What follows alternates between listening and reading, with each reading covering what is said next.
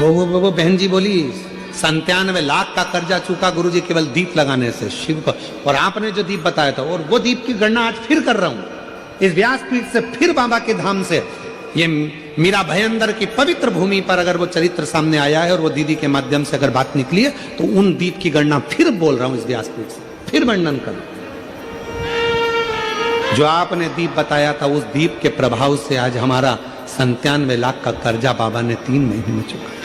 कैसे व्यवस्था करी, क्या व्यवस्था करी, ये वही जानता। वो 2 दीप आज अगर कथा निकली है ज्वालासुर की, तो अपने भीतर वो 2 दीप का महत्व अपने अंदर उतार कर रखी है। वो 2 दीप साधारण नहीं है, जो हमने पहले 7 साल पहले भी कथा के माध्यम से बताया था। यदि आप लोग यूट्यूब पर कथा सुनते होंगे, जब व्यक्ति हताश हो जाता है, कर्जे में लगा लूम हो जाता है, बहुत दुखी हो जाता है, कुछ भी नहीं रहता, फैक्ट्री नहीं चलती, व्यापार नहीं चलता, कोई काम नहीं चलता, ना कोई व्यापार चल पाता है, टूटकर आखिरी में सोचता है अब बच्चों का भरण पोषण कहाँ से करूं, परिवार को कैसे पालूं, मर जाऊं तो अच्छा है। मेरा उन लोगों से निवेदन है, मरना किसी चीज का हल नहीं, उसकी कृपा होना चाहिए, उसकी दया होना चाहिए, किसी दूसरे की सामर्थ्यता नहीं।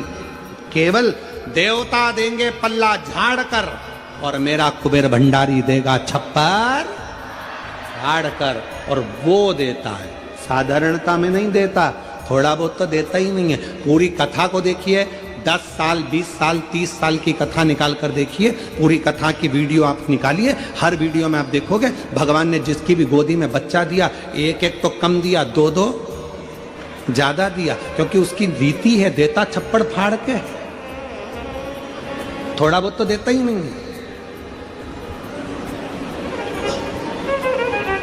शिव कथा कर, मैं ज्वालासुर को समाप्त नहीं, इसकी बैलेंसिंग करूंगा, और ये ज्योति के रूप में रहेगा। मां शक्ति के पास में भी ज्योति के रूप में, शिव के पास में भी ज्योति के रूप में। इसलिए जब तुम संपूर्ण तरह से हार जाओ, लगे अब कुछ भी नहीं अपने पास में, एकदम खाली हो गए, कुछ भी नहीं बचा, तब बेलपत्र के वृक्ष के नीचे शंकर जी के मंदिर के सम्मुख में 2 दीप लगाना प्रारंभ कर दीजिए।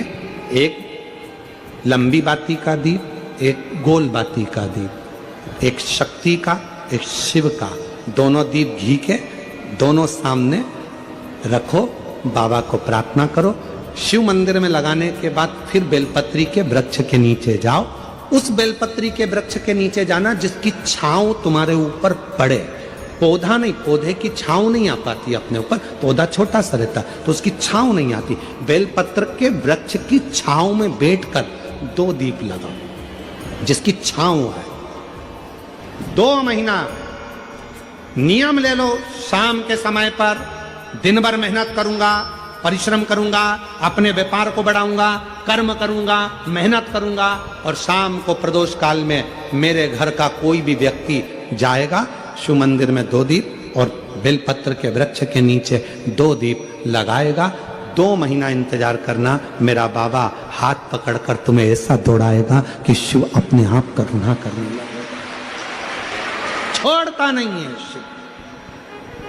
दुनिया में एक दोस्त ऐसा है मेरा देव अधिदेव महादेव, दुनिया में एक मित्र ऐसे हैं मेरे शंकर भगवान, जिन्होंने शंकर को अपना सर्वस्व मान लिया।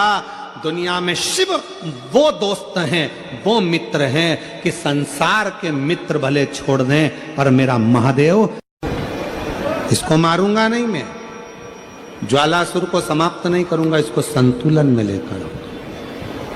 संतुलन में करने के लिए भगवान शंकर ने अपनी वापिस नत्य की मुद्रा को प्रारंभ कर दिया, अपनी नत्य की मुद्रा।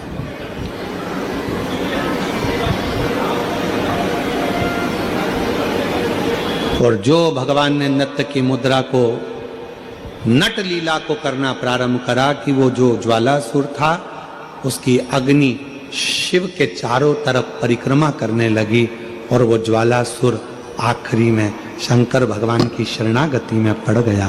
बाबा भोलेनाथ कृपा करिए, दया करिए। शिव जी मुझ पर कृपा करिए। शंकर भगवान ने कहा क्या चाहते हो ज्वालासुर? हम जानते हैं कि तुम मेरे द्वारा प्रकट हुए हो, तुम समाप्त नहीं होगे। मैंने तुम्हारा संतुलन बराबर कर दिया है ज्वालासुर। तुम्हें कुछ चाहिए तो मांगना। ज्वालासुर ने कहा बस बाबा ऐसी कृपा कर दो कि मैं आपसे दूर ना रहूं, आपसे दूर ना रहूं। और ये शक्ति मां जगत जननी जगदम्बा अंबा भवानी के कहने पर आपने नृत्य किया था, तो मैं मां आद्य शक्ति से भी दूर ना रहूं और आपसे भी दूर ना रहूं। शिव और शक्ति से मुझे दूरी सह नहीं जाएगी। शंकर भगवान ने कहा ठीक है, आज से तुम एक ज्योति प्रकाश के रूप में रहोगे। और शंकर जी कहते हैं पूरी दुनिया में जहां कहीं भी मेरे शिवलिंग की पूजन होगी वहां तुमको ज्योतिर्लिंग के रूप में पूजा जाएगा और शिव ज्योतिर्लिंग के रूप में पूजित होगी। शिव ज्योति दो देवता हैं, दो देवी देवता एक ऐसे हैं जहां पर यदि भगवान की मूर्ति भी नहीं होती है तो ज्योति के रूप में उनकी पूजन होती है।